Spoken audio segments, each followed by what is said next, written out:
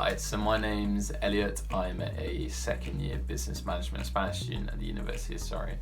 So it's just a known fact that at university you kind of get a lot of free time, and actually knowing how to organise that time and make the most of it is just as important skill as doing your studies. So personally, I use my free periods for stuff like catching up on work, just socialising with friends, to join even a club, or even just relax.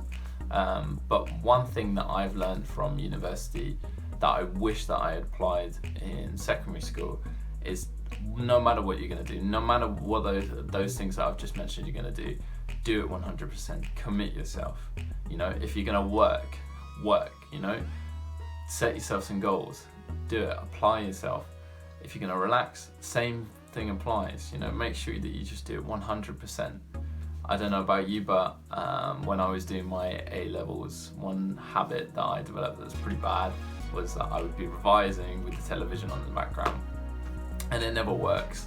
And what you end up doing is half the amount of work in twice the amount of time. So that's my suggestion to you, is set yourself goals. Say I've got X amount of hours, X amount of minutes, I'm going to spend this period working, I'm going to work my heart out, I'm going to set myself some realistic goals, give it my best shot. When I get to the end of that time, I'm going to stop.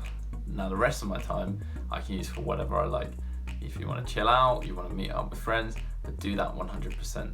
You know, it's so important for university students and students in general to switch off as well. Don't think that you have to spend every waking moment studying, because it's really, really important for your well-being as well to do things that you really, really enjoy.